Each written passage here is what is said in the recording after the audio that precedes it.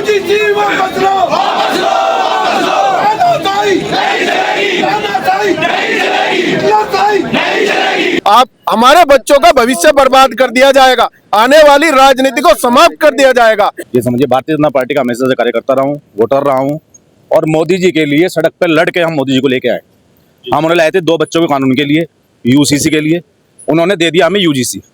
जिस समण समाज ने लगभग 70% वोट देकर उन्हें प्रधानमंत्री बनाया और उसको ही वो खत्म करने पे लगे हुए हैं। यूजीसी के नए कानून के प्रस्ताव को लेकर आप देखते होंगे लगातार पूरे देश के अंदर जो है स्वर्ण समाज लगातार जो है विरोध प्रदर्शन कर रहा है। और इस वक्त मैं जनपद सहारनपुर के हकीकत नगर धरना स्थल पर मौजूद हूँ और यहाँ पर जो है स्वर्ण समाज से जुड़े तमाम कार्यकर्ता मौके पर मौजूद है। आखिरकार आज उनके यहाँ पर इकट्ठे होने के पीछे तो आप वजह जानते ही होंगे, लेकिन उनके क्या विचार है उनसे बातचीत करेंगे। सर क्या नाम है? भूपेंद्र शर्मा मेरा नाम है। शर्मा जी, लगातार आप देखते होंगे स्वर्ण समाज के अंदर भारी रोष है इस कानून को लेकर, किस तरीके से देख रहे हैं आप इस कानून?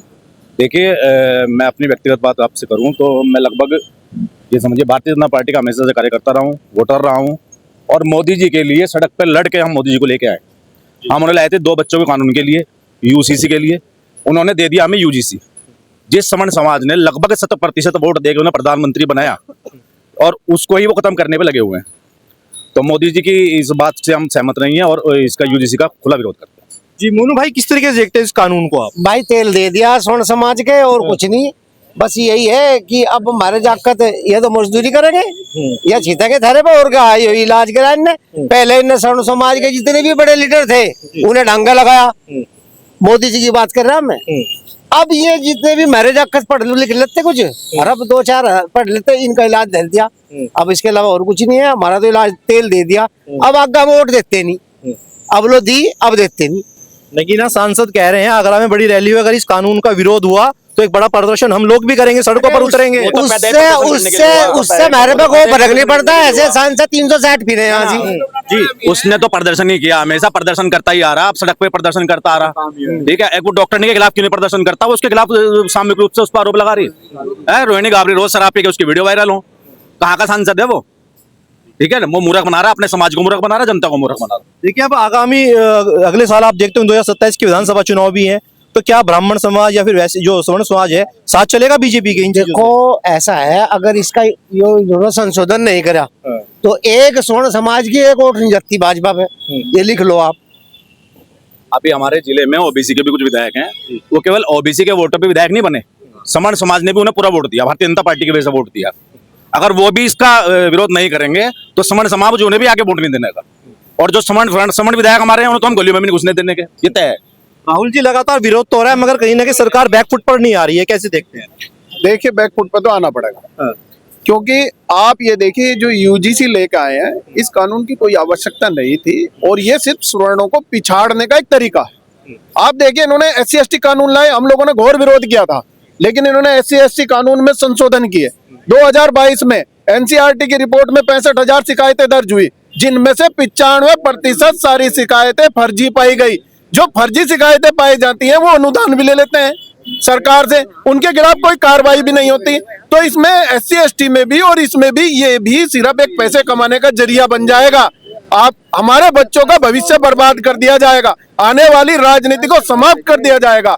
ये सरकार ये चाहती है, ये हम होने नहीं देंगे, चाहे हमें कड़े से कड़ा आंदोलन करना पड़े, सड़कों पे उतरना पड़े। आज शांति प्रिय प्रदर्शन है जिसका हम ज्ञापन देंगे।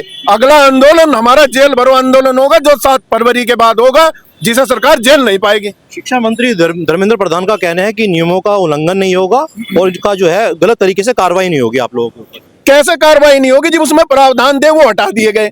आप देखिए इसमें पहले SC/ST था, OBC नहीं था। इन्होंने एक रोहित उठा रखा है कि रोहित की मृत्यु हुई थी।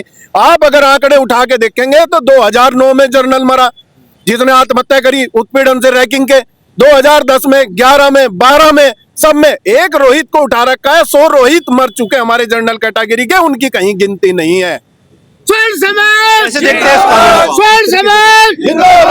भाई साहब देखिए कि ये जो काला कानून है ये थोपा गया है सब समाज पे, इसमें मैं वैश्य समाज की ओर से दिनेश गुप्ता प्रदेश कार्य सदस्य होने के नाते घोर विरोध करते हैं इसका, और निश्चित रूप से ये सरकार को वापस लेना चाहिए।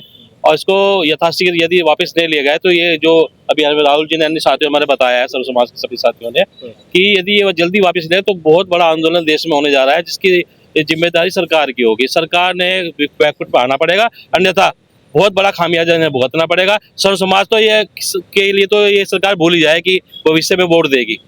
तो हमें 20% में मान रखा। देखिए 20% की वैल्यू को आधार पर जितनी भी राष्ट्र जातियां हमारे देश के अंदर हैं वो कहीं ना कहीं हमसे कनेक्टेड है, हमसे जुड़ी हुई हैं। और सर्व समाज का कोई भी व्यक्ति ऐसा नहीं है जो कभी किसी के साथ गलत करता हो, किसी तरीके से किसी का आज तक शोषण किया हो।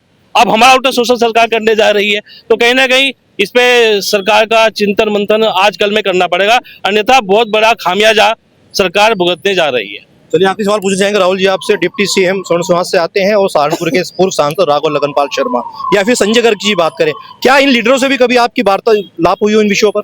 उनसे भी मेरी बात हुई है, संजय जी से भी बात हुई है, राघव जी से भी बात हुई है, डिप्टी सीएम से तो नहीं हो पाई। देखिए उनके अपने विचार, वो अपने विचारों के लिए स्वतंत्र हैं, वो जो चाहे वो कर सकते हैं, लेकिन मेरे विचार मेरे स्वतंत्र हैं। मेरा ईमान नहीं है कि मैं अपने समाज के खिलाफ जाऊं, मैं अपने समाज के लिए मरने और मिटने के लिए तैयार हूं। उनका जो अपना विचार है वो अपने विचार को व्यक्त करें। चलिए शुक्रिया। तो आपने देखा जनपद सहारनपुर के हकीकत नगर धरना स्थल पर हम मौजूद थे, जहां पर आज जो है स्वर्ण समाज ने यूजीसी के नए काले कानूनों का विरोध किया है और साफ तौर से कहा गया है कि सरकार इन कानूनों को वापस नहीं लेगी तो एक बड़ा उग्र आंदोलन भुगतने के लिए सरकार को तैयार रहना होगा। सहारनपुर